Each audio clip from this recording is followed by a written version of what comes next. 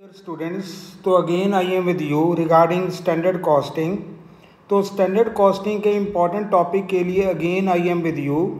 तो आज मैं इम्पॉर्टेंट सम सॉल्व करूंगा जो हमारी यूनिवर्सिटी एग्जामिनेशन में आता है।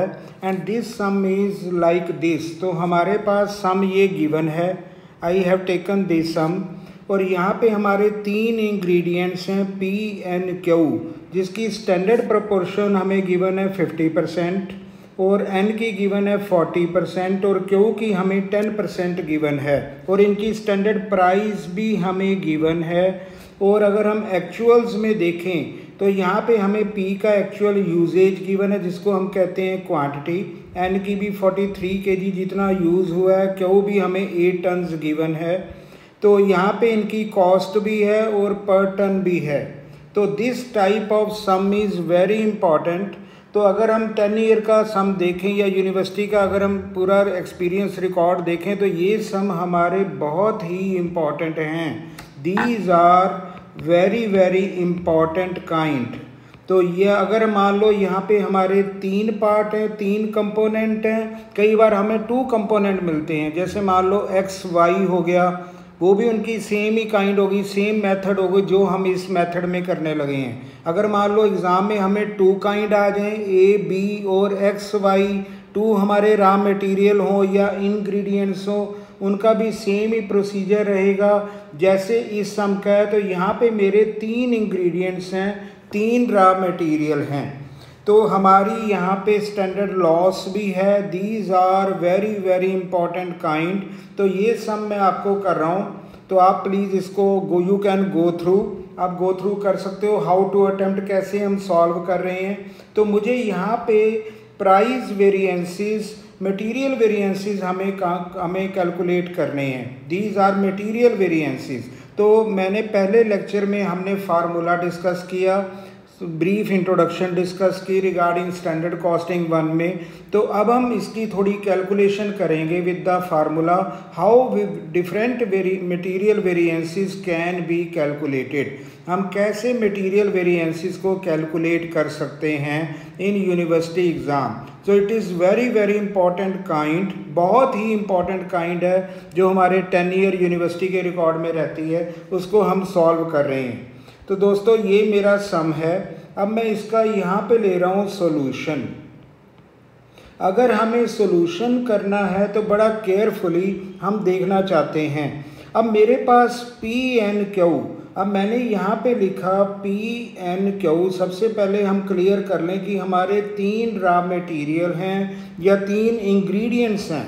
कोई भी हम प्रोडक्शन करते हैं उनमें हमारे इंग्रेडिएंट्स यूज़ होते हैं। जैसे मान लो हम कोई फार्मास्यूटिकल कंपनी में काम कर रहे हैं, अगर हमें कोई मेडिसिन बनानी, कोई केमिकल बनाना है, तो वहाँ पे कितने इंग्रेडिएंट्स यूज़ होंगे जिनको कहते हैं इनपुट। और जो केमिकल या हमारी मेडिसिन होगी that will be finished product, उसको हम आउटपुट कहेंगे। अब यहाँ पे हमारे 3 इंग्रेडिएंट्स हैं पी एन क्यू। अब सबसे पहले मैं क्या ले रहा हूँ, अब यहाँ पे हमें नोट करना है, मुझे पहले नोट करनी है एक्चुअल यूजेज। पहला स्टेप मेरा होगा। तो दोस्तों इस तरह के हमारे सम होते हैं, चाहे वहाँ पे 2 प्रोडक्ट भी हो सकते हैं रॉ मटेरियल के और 3 भी हो सकते हैं। इस काइंड को हमें बड़ा बढ़िया ढंग से हमें अंडरस्टैंड करना है। अब यहाँ पे हमारे पास P की कितनी एक्चुअल यूजेज गिवन है। अब हमारे सम में P की एक्चुअल यूजेज हमें गिवन है 49 टन्स। तो हमें 49 टन्स हमें गिवन है। अब सिमिलरली N के बारे में करते हैं, वहाँ पे 43 टन्स है जैसे हमारे सम में है, और Q की एक्चुअल यूजेज हमें गिवन है 8 टन्स। अगर हम इसका टोटल करें हमारी एक्चुअल यूजेज कितनी है, तो ये हमारे पास बनेगा, ये बनता है 90 टन्स। तो दोस्तों ये आएगा 90 टन, इसका मैंने टोटल किया 9 3 12, ये बनेगा 100 टन्स। तो ये हमारा 100 टन होगा अगर हम एक्चुअल यूजेज, पहला स्टेप है हमें एग्ज़ाम में एक्चुअल यूजेज को उठाना है, उसका हमें टोटल करना है। पहला स्टेप हमारा यही होगा। अब हम लेते हैं यहाँ पे हमें गिवन है स्टैंडर्ड यूजेज। पहले मुझे सिंप्लीफाई करना है, यानी वर्किंग नोट हमें बनाना है। अब यहाँ पे मेरे वही 3 इंग्रेडिएंट्स हैं P-N-Q। अगर इसका मैं देखूं, अब यहाँ पे P के बारे में स्टैंडर्ड प्रोडक्शन हमें गिवन है 50%। अब यहाँ पे मुझे किसका 50 लेना है? अब मुझे टोटल जितनी भी मेरी एक्चुअल यूजेज है, जिसको हमने पहले टोटल लगा लिया, इसका प्रपोर्शन हम स्टैंडर्ड में कैलकुलेट करेंगे। अब 100 टन्स का अब P का शेयर कितना है? 50% स्टैंडर्ड प्रपोर्शन में, तो ये बनेगा 50। अब सिमिलरली N का कितना है? N का 40%, तो ये आएगा 40 टन्स। तो ये मैंने स्टैंडर्ड की भी कैलकुलेशन कर ली अकॉर्डिंग टू देयर परसेंटेज। अब Q का हमारे पास गिवन है 10, तो ये बनेगा 10 टन्स। तो पहले दोस्तों एक्चुअल का हमने टोटल लगा दिया, ये हमारा टोटल है, एक्चुअल यूजेज है। अब इसी के बेस में हमें यहाँ पे प्रपोर्शन लगाना है, जो हमें सम में परसेंटेज गिवन है। अब इसको मैंने अपने टन में कन्वर्ट कर लिया, तो इसका टोटल भी हमारा कितना बनेगा? 100 टन्स।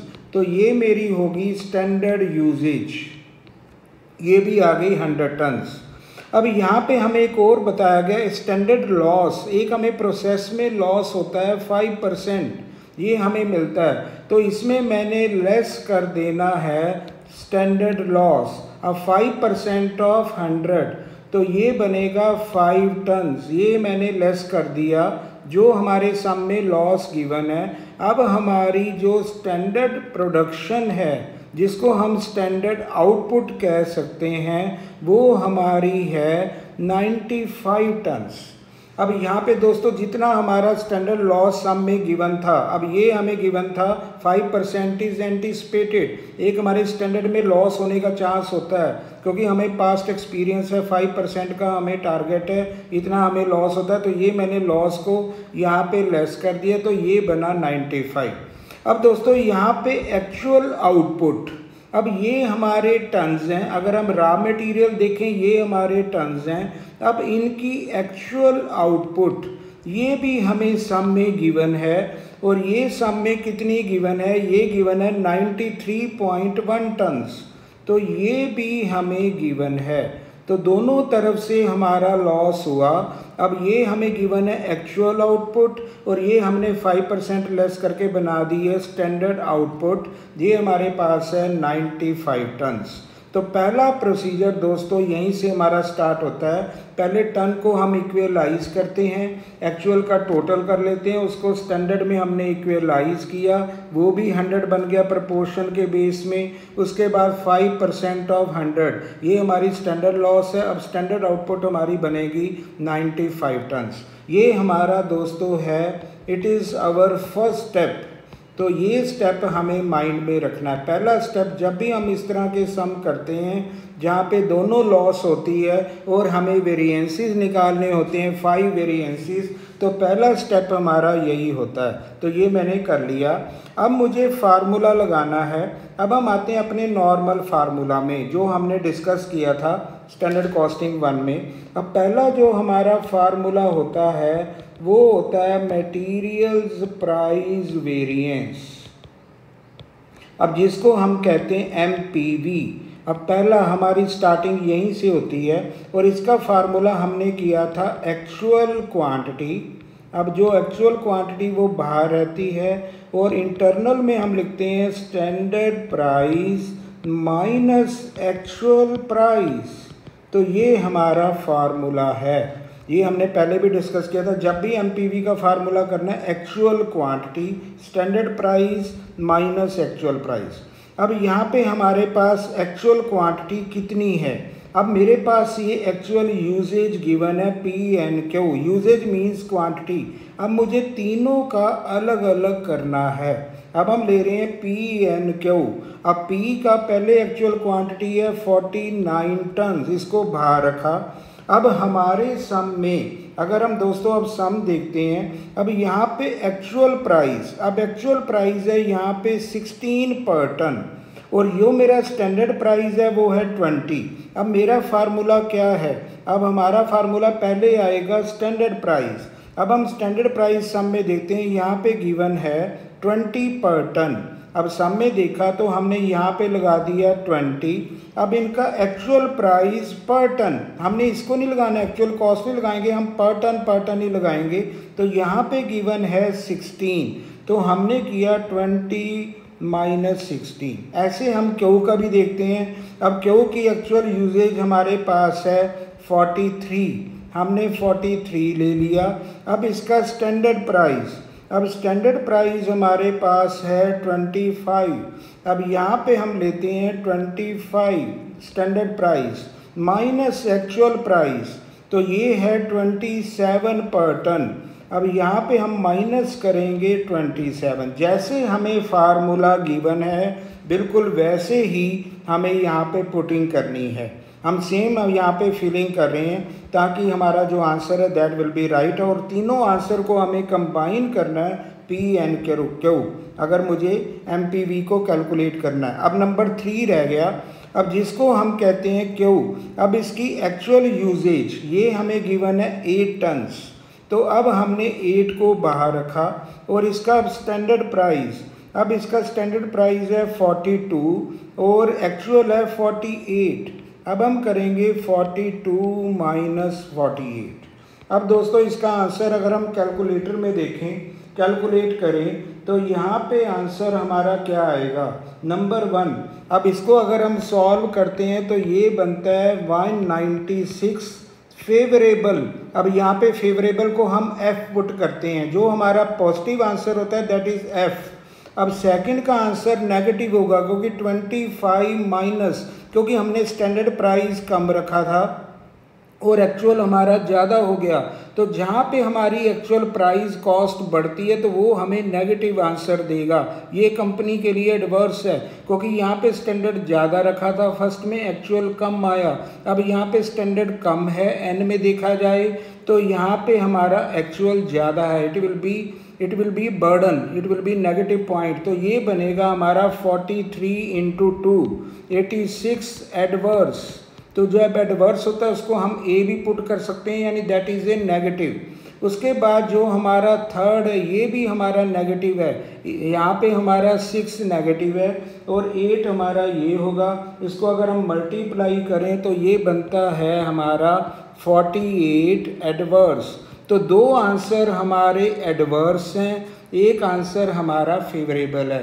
दोस्तों फेवरेबल कैसे होता है, अगर हमने प्राइस कॉस्ट को ज़्यादा रखा था स्टैंडर्ड में लेकिन एक्चुअल हमारा कम आया, that is a positive point. अब यहाँ पे हमने स्टैंडर्ड प्राइस कम रखा था, एक्चुअल हमारी कॉस्ट ज़्यादा हो गई, that is a negative. Similarly Q का भी नेगेटिव है। अगर हम इसका टोटल लगाएं, अब हमने पॉजिटिव माइनस नेगेटिव अगर हम देखते हैं तो हमारा आंसर बनता है 62 फेवरेबल। अगर हम नेट करेंगे तो ये हमारा मटेरियल प्राइस वेरिएंस होगा जिसमें 3 प्रोडक्ट को, रॉ मटेरियल को हमें कंबाइन करना पड़ेगा। And it is my first variance, ये मेरा पहला वेरिएंस है जो हमने कैलकुलेट किया। दोस्तों अब मैं आ रहा हूँ सेकंड वेरिएंस में। अब सेकंड हमने डिस्कस किया था MUV, जिसको कहते हैं मटेरियल यूजेज वेरिएंस। इसकी अगर मैं फुल फॉर्म लिखूं, ये हमारा सेकंड होता है और ये सम मैं इसलिए कर रहा हूँ that may be very important. तो इसको हम करते हैं मटेरियल यूजेज वेरिएंस। अब इसका फार्मूला होगा, अब स्टैंडर्ड प्राइस ये हमारा रहता है बाहर और अंदर होगा standard quantity minus actual quantity.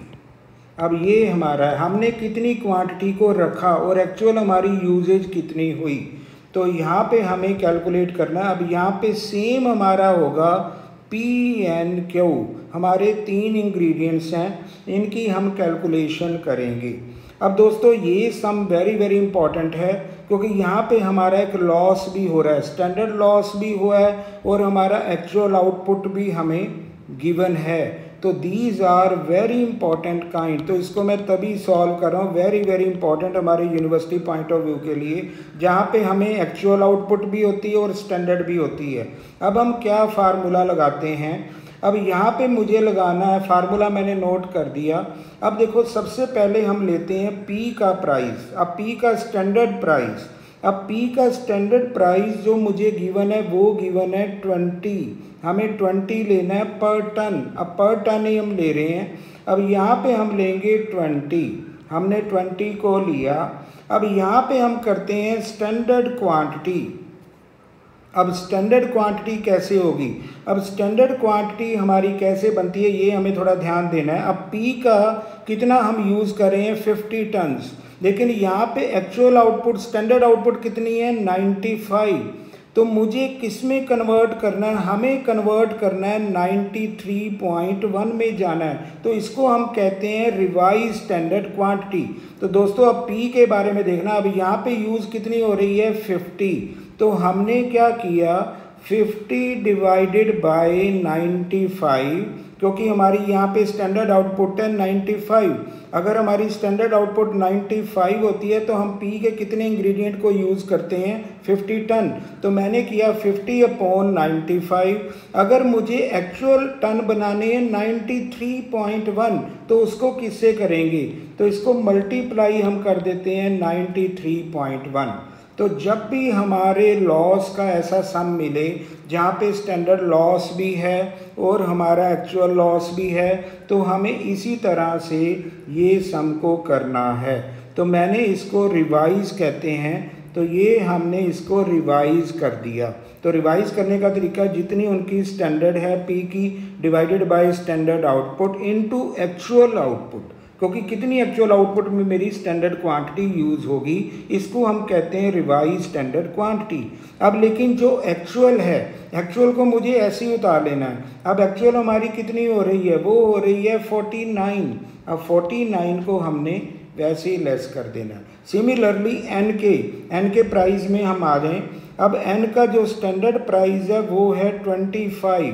अब 25 को हमने बाहर रखा। अब सेम, अब सेकंड टर्म है n, तो हमें फिर लेना है रिवाइज स्टैंडर्ड क्वांटिटी। तो ये बनेगा 40।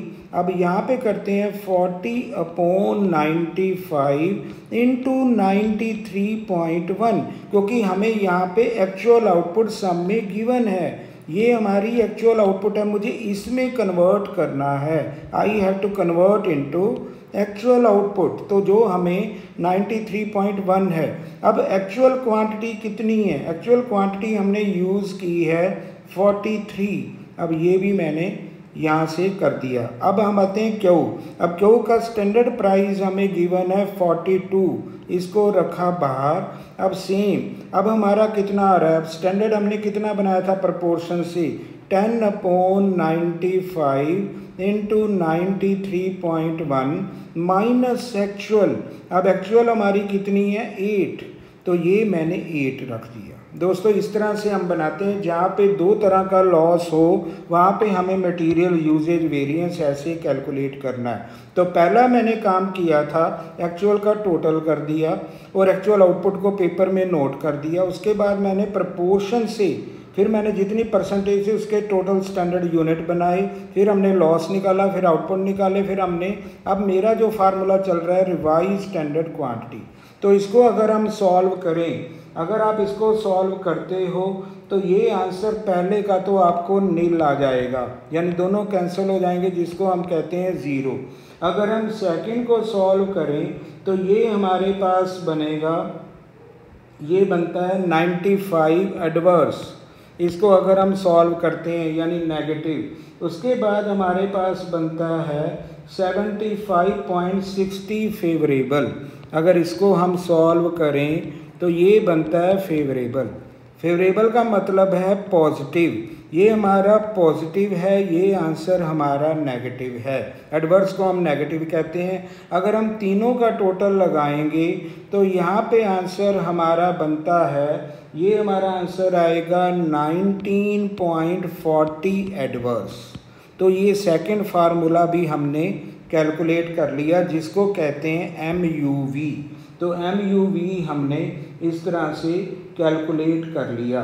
तो ये हमारी कैलकुलेशन है, जैसे हमने इसको कर लिया। अब हम आते हैं मटेरियल कॉस्ट वेरिएंस। तो दोस्तों थर्ड हमारा जो वेरिएंस होता है वो होता है मटेरियल कॉस्ट वेरिएंस। अब इसके दो फार्मूले हैं, जैसे मैंने पहले भी समझाया था। अब इसके पहला फर्स्ट फार्मूला है standard cost of standard mix. अब जैसे हम नोट कर रहे हैं, standard cost of standard mix minus actual cost of actual mix, cost of actual mix. तो ये भी हमारा फार्मूला है। इसको टू वे में भी हम कर सकते हैं। पहले मैं नंबर 1 फार्मूला यूज़ करता हूँ, जैसे मैंने बताया था। अब यहाँ पे P भी है, N भी है और Q भी है। अब देखो यहाँ पे तीनों इंग्रेडिएंट्स का हमें कैलकुलेट करना है। अब P की स्टैंडर्ड कॉस्ट क्या है? अब P की स्टैंडर्ड कॉस्ट, जिसको हम प्राइस कहते हैं, वो हमें गिवन है 20। अब हमने 20 लिया और इसको फिर मल्टीप्लाई कर दिया। अब किससे मल्टीप्लाई किया? वही जैसे हमने यही फार्मूला लिया। अब हमने किससे किया होगा? 50/95 इंटू 93.1, जिसको हमने बोला है रिवाइज स्टैंडर्ड क्वांटिटी। तो ये हमारी रिवाइज स्टैंडर्ड क्वांटिटी है। तो ये हमारा होगा। अब जिसमें हम माइनस करेंगे एक्चुअल कॉस्ट। एक्चुअल कॉस्ट का मतलब है एक्चुअल प्राइस। अब P का एक्चुअल प्राइस है 16।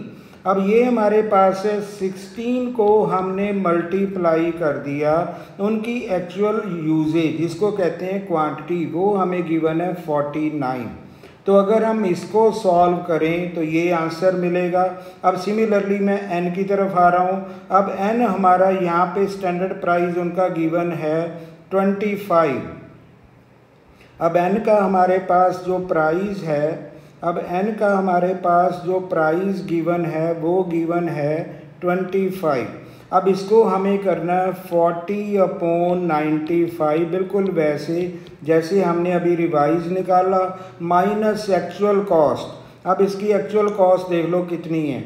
अब इनकी एक्चुअल कॉस्ट हमारे पास है, एक्चुअल है 27, जिसको हम प्राइस कह रहे हैं। अब ये होगा 27 इंटू ये मल्टीप्लाई हो जाएगा 43। ये भी हम सॉल्व कर लेंगे। अब सिमिलरली Q से आ जाते हैं। अब इनका स्टैंडर्ड प्राइस कितना है? अब इनका स्टैंडर्ड प्राइस है 42।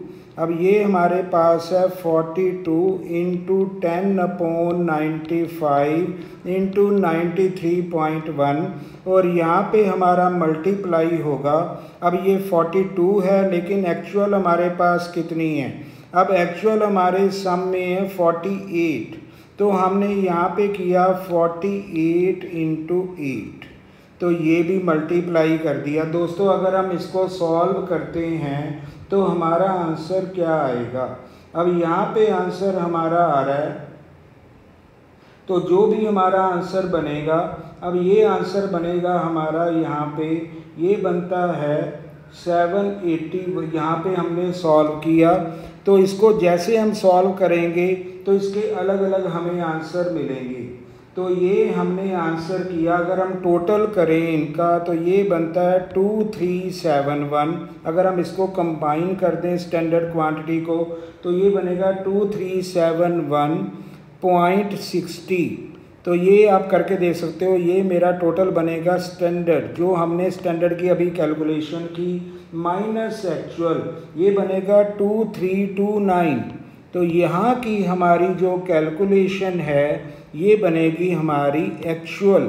तो अगर हम इसका फाइनल आंसर हम कैलकुलेट करें तो ये आंसर होगा 42.60 वेरिएबल। तो यहाँ पे हमारा फेवरेबल आंसर आएगा, क्योंकि कॉस्ट हमारी ज़्यादा है और हमारा जो एक्चुअल है स्टैंडर्ड ज़्यादा है और एक्चुअल हमारी कम है। तो that will be material cost variance. तो इसको हम कहते हैं मटेरियल कॉस्ट वेरिएंस। तो हमने तीनों को कंबाइन कर दिया।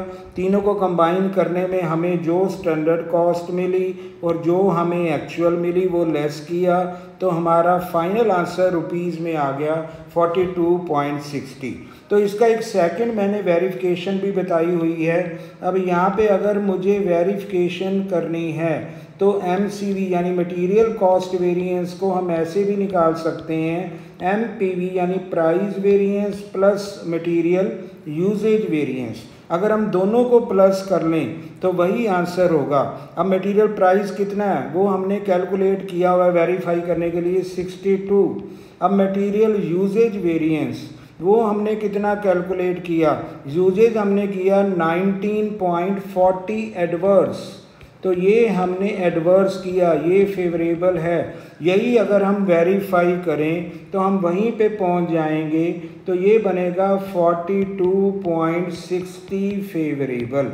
तो दोस्तों ये मेरा अल्टरनेटिव है। तो कई बार हम ये भी फार्मूला लगा देते हैं वेरीफाई करने, वही आंसर यहाँ पे मिलेगा। वही आंसर अगर हम टोटल फार्मूला में लगाते हैं तो मटेरियल कॉस्ट वेरिएंस में दो कंपोनेंट होते हैं, मटेरियल प्राइस वेरिएंस और मटेरियल यूजेज वेरिएंस। तो दोस्तों यहाँ तक हमने 3 बेसिक आंसर हमने कैलकुलेट किए। अब मैं आता हूँ मटेरियल मिक्स वेरिएंस।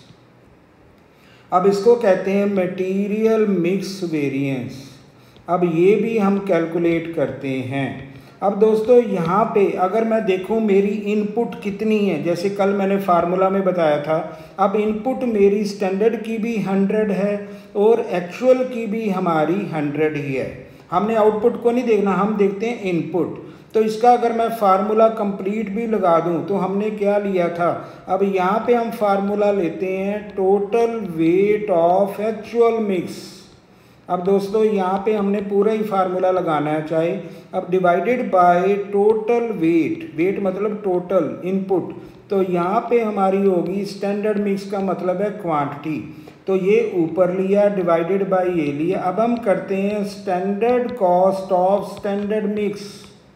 अब ये होगा standard cost of standard mix, ये होल ब्रैकेट माइनस, अब ये फार्मूला होता है standard cost of actual mix, तो ये हमारा अब एक्चुअल मिक्स है। अब मुझे यहाँ पे जो भी स्टैंडर्ड कॉस्ट लेनी है वो हमें रिवाइज्ड ही लेनी है, क्योंकि ये सम हमारा आउटपुट का है, तो यहाँ पे हमें बिल्कुल वैसे ही करना है। अब यहाँ पे हम ले रहे हैं स्टैंडर्ड मिक्स। अब स्टैंडर्ड मिक्स के सम में हमें क्या करना है, अब यहाँ पे अब हम कैलकुलेशन करते हैं। अब ये हमारा जो टोटल है, अब यहाँ पे दोनों वेट हमारे सेम हैं। अगर मैंने देखा 100 डिवाइडेड बाय 100, तो ये हमारा कैंसिल हो जाता है अगर मैं मिक्स में चलूँ। अब मुझे क्या करना है, standard cost of standard mix. अब दोस्तों मिक्स में हमें, अब जो मैंने पहले कहा था हमें रिवाइज्ड नहीं लेना, अब यहाँ पे हमें वो MUV वाला रिवाइज फार्मूला नहीं लेना है, हमें सिर्फ सिंपल ही लेना है जो हमें गिवन है। अब यहाँ पे नोट कर लीजिए जो हमें गिवन है, लेकिन जब हम MUV कैलकुलेट करते हैं या मटेरियल कॉस्ट करते हैं वहाँ पे हम लेते हैं, ये फार्मूला हमारा होता है रिवाइज स्टैंडर्ड क्वांटिटी।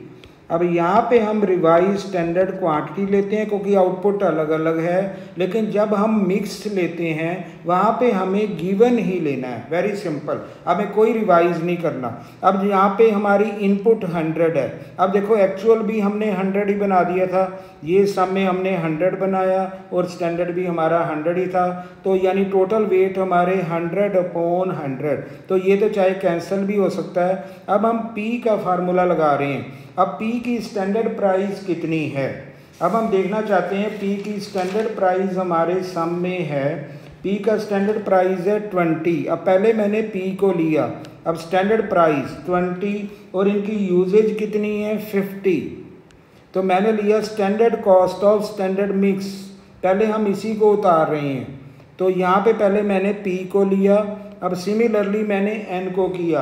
अब N का प्राइस कितना है, N का प्राइस है 25, अब इनका जो स्टैंडर्ड था ये था 40। अब सिमिलरली Q का भी देख लो, अब यहाँ पे आएगा 42 और इसका था 10, तो ये पोर्शन मेरा बन गया standard cost of standard mix. अब इसमें मुझे क्या करना है, इसमें हम लेस करेंगे standard price of actual quantity. अब ये प्राइस हमारा स्टैंडर्ड रहेगा लेकिन क्वांटिटी हमारी एक्चुअल होगी, ये हमें ध्यान से करना है। अब प्राइस तो मैंने यही लेना है 20, अब हमने यही प्राइस लिया। अब यहाँ पे हम लेते हैं 20 ही प्राइस होगा, जिसको हम कहते हैं स्टैंडर्ड प्राइस। लेकिन एक्चुअल क्वांटिटी कितनी है? अब एक्चुअल क्वांटिटी हम मल्टीप्लाई कर देंगे 49, ये पी की है। अब प्लस करेंगे, अब हमारा फिर स्टैंडर्ड प्राइस कितना है? 25। लेकिन इनकी एक्चुअल क्वांटिटी कितनी है? ये हमारे पास है 43। अब ये एन की है। सिमिलरली क्यू की चेक कर लो। अब यहाँ पे स्टैंडर्ड प्राइस कितना है? अब स्टैंडर्ड प्राइस हमारी है यहाँ पे 42 और इसकी क्वांटिटी कितनी है? एक्चुअल क्वांटिटी यहाँ पे हमारे पास है 8। यहाँ पे क्वांटिटी एक्चुअल, लेकिन प्राइस हमारा होगा स्टैंडर्ड, क्योंकि इसका नाम है standard cost of actual mix. Mix means quantity और प्राइस कॉस्ट मीन्स प्राइस। तो यहाँ पे मैंने ये सॉल्व किया, ये मेरा यहाँ से टोटल जितना बनेगा और ये ब्रैकेट को हम यहाँ से लेस कर देंगे। प्राइस मैंने वही लिए लेकिन क्वांटिटी मैंने एक्चुअल ली। तो इसको कहते हैं MNB का फार्मूला। इसको अगर हम सॉल्व करें तो इसका आंसर आप देख सकते हो, यू कैन ट्राई। तो ये आंसर हमारा बनेगा 29 फेवरेबल। तो ये आंसर हमारा फेवरेबल है, यानी पॉजिटिव आंसर है। इसका मतलब स्टैंडर्ड हमने ज़्यादा रखा लेकिन एक्चुअल कॉस्ट हमारी कम है, तो ये कंपनी के लिए फेवरेबल है, बेनिफिशियल है। तो ये आंसर मिलेगा MMB का। अब मुझे कैलकुलेट करना है लास्ट, हमारा 5वां होता है मटेरियल यील्ड वेरिएंस। अब मटेरियल यील्ड वेरिएंस, अब इसको कैलकुलेट करना है तो हम करते हैं स्टैंडर्ड आउटपुट पर यूनिट। अब पहले मुझे पर यूनिट निकालना है और ब्रैकेट में हम करेंगे एक्चुअल यील्ड। एक्चुअल आउटपुट कितनी है माइनस हम कर देंगे स्टैंडर्ड यील्ड, यानी आउटपुट कितनी है। अब मुझे फिर तीनों प्रोडक्ट लेने हैं PNQ। अब इनकी स्टैंडर्ड हम देखना चाहते हैं कितना है। P का अगर हम टोटल करें तो P का कितना स्टैंडर्ड प्राइस था? अब P का हमारे पास स्टैंडर्ड प्राइस है, अगर हम सामने देखें तो P का हमारा स्टैंडर्ड प्राइस है 20। अब 20 को पहले हमने मल्टीप्लाई किया कितनी स्टैंडर्ड प्रोडक्शन से? 50। अब सिमिलरली N का भी चेक कर लेते हैं। N का गिवन है 25, इसका है 40 और इनका कितना गिवन है? 42 × 10। तो ये हमारी टोटल स्टैंडर्ड कॉस्ट है। तो पहले हमें स्टैंडर्ड कॉस्ट को टोटल करना है। तो इसका अगर हम टोटल करेंगे ये हमारा बन जाएगा 1000, ये भी हमारा बनेगा 1000, ये बनेगा 420। तो हमारे पास बनेगा 2420। तो ये हमारी स्टैंडर्ड कॉस्ट है। लेकिन हमारी प्रोडक्शन कितनी हुई? 95 यूनिट, क्योंकि 5 यूनिट तो हमारे लॉस हो गए। अब इसको मैंने आउटपुट से डिवाइड कर दिया, क्योंकि हमारा ये फार्मूला आ रहा है standard output per unit output. तो इसका मतलब जितनी कॉस्ट स्टैंडर्ड को मल्टीप्लाई करके तीनों में लगी, PNQ को हमेशा तीनों में लिया और इसको डिवाइड कर दिया। इसको अगर हम डिवाइड करें तो हमारा आंसर कितना आएगा? तो यहाँ पे हम लेना चाहते हैं, अब हमारे पास होगा स्टैंडर्ड यील्ड। अब स्टैंडर्ड यील्ड कितना बनेगा? अगर हम स्टैंडर्ड यील्ड पर यूनिट देखें, इसको अगर हम सॉल्व करें तो ये आंसर हमारा बनेगा, ये बनता है 95 अब ये हमारा बन रहा है, इसको अगर हम करें तो ये बनता है 25 इसको अगर हम सॉल्व करें 25.4737 रुपीज़ पर यूनिट। तो ये मैंने कैलकुलेट किया, ये हमने डिवाइड कर दिया। इसको अगर हम कैलकुलेशन में करें तो ये हमारा पर यूनिट आता है। अब हम फार्मूला लगा रहे हैं, इसका फार्मूला यही है। अब 25.4737 को बाहर रखा। अब कहता है एक्चुअल यील्ड हमारी कितनी है? एक्चुअल यील्ड हमारे सम में गिवन है 93.1 और स्टैंडर्ड यील्ड हमने लॉस को कैलकुलेट लेस करके बनाया था 95 नेगेटिव, क्योंकि ये हमारा 95 है। ये हमारी स्टैंडर्ड आउटपुट है, जितने हमने यूनिट बनाए, ये हमारी एक्चुअल है और ये हमने पर यूनिट निकाला, इसको बाहर रखा। अगर हम इसको सॉल्व करते हैं तो ये आंसर हमारा एडवर्स में आएगा और ये आंसर बनेगा, ये बनता है 48.40 एडवर्स। तो इसको अगर हम सॉल्व करेंगे तो ये आएगा एडवर्स, क्योंकि ये हमारी यील्ड कम है, एक्चुअल अब कम है, स्टैंडर्ड प्रोडक्शन ज़्यादा है, एक्चुअल हमारी कम हुई है, तो ये नेगेटिव आंसर देता है। अगर आपकी प्रोडक्शन कम हो रही है ना actual, that will be A negative. Standard हमने ज़्यादा बनाया था, एक्चुअल कम है, तो ये हमें आंसर अब नेगेटिव में मिलेगा। तो ये हमारा बनेगा मटेरियल यील्ड वेरिएंस। तो पहले हमें प्रोडक्शन स्टैंडर्ड को स्टैंडर्ड से मल्टीप्लाई करना, एन को भी स्टैंडर्ड से किया, इनका टोटल कॉस्ट लगा ली, ये बनेगा 2420 डिवाइडेड बाय स्टैंडर्ड आउटपुट। अब स्टैंडर्ड को स्टैंडर्ड आउटपुट से डिवाइड किया, पर यूनिट हमारी कॉस्ट ये आ जाएगी, इसको बाहर रखा और हमने फार्मूला लगाया standard yield, actual yield minus standard yield. Actual को पहले रखना, अगर एक्चुअल ज़्यादा होती तो हमारा आंसर फेवरेबल होता, अब हमारी एक्चुअल कम है, स्टैंडर्ड ज़्यादा, तो हमारा आंसर एडवर्स है। तो इसको हम वेरीफाई भी कर सकते हैं, इसका भी वेरिफिकेशन मैंने बताया था। तो हम लास्ट में कह सकते हैं MUV is equal to MMV plus MYV, ये भी हो सकता है। अब MUV हमने कितना कैलकुलेट किया, प्रूव करना चाहते हैं 48.40, जो हमारा क्या है, एडवर्स है। अब मैं देखना चाहता हूँ हमने MMV कितना अभी कैलकुलेट किया। MMV था हमारा 29 फेवरेबल, अब यहाँ पे 29 फेवरेबल है, लेकिन MYV अब हमारा जो हमारा यील्ड है, अब यील्ड कितना है, अब यील्ड हमारा है 48 नहीं, MUV हमारा ये नहीं है, MUV मैं अलग बता रहा हूँ, ये हमारा यील्ड ये है जिसको हमने अभी लिया 48.40, और MUV का आंसर हम पहले निकाल चुके हैं।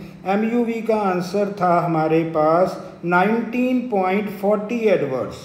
अब मैं इसको अपना वेरीफाई करना चाहता हूँ, तो ये बनना चाहिए 19.40 एडवर्स। तो MUV जो हमने सेकंड में कैलकुलेट किया था, अगर हम चेक करें, वेरीफाई करें, तो हमारा आंसर यही बनेगा 19.40 एडवर्स। तो हमारा यहाँ पे कंक्लूज़न होता है, MCV का कंक्लूज़न है MPV प्लस MUV, यानी material price variance plus material usages, ये हम वेरीफाई कर सकते हैं कॉस्ट से। अगर मुझे MUV को देखना है तो ये होगा MMV प्लस MYV, यानी मटेरियल यील्ड वेरिएंस। तो दो हमारे ये वेरिफिकेशन के कंक्लूज़न फार्मूले निकलते हैं। एक हमें फार्मूले वो यूज़ करने, और इससे हम अपना ये वेरीफाई भी हम कर सकते हैं। अब यहाँ पे MYV हमारा एडवर्स था, अगर फेवरेबल करते हैं तो हम यहीं पे इट इज़ वेरीफाइड। तो दोस्तों इस तरह से हम 5 फार्मूलाज बड़े इंपॉर्टेंट ढंग से निकाल सकते हैं। दीज आर वेरी इंपॉर्टेंट सम। कई बार हमें 3 इंग्रेडिएंट मिलेंगे, कई बार हमें 1 मिलेगा, तो we have to solve like this. तो thank you very much, please go through video completely. अगर आपको पूरा अंडरस्टैंड करना है कम्प्लीटली करें, और लाइक करें, सब्सक्राइब करें, शेयर करें, so that I shall be more encourage. तो इस सम को बार बार देखें। इस तरह से हमारे 2 प्रोडक्ट में भी कैलकुलेशन हो सकती है, 3 में भी हो सकती है, 4 में भी हो सकती है। तो इट इज़ इम्पॉर्टेंट।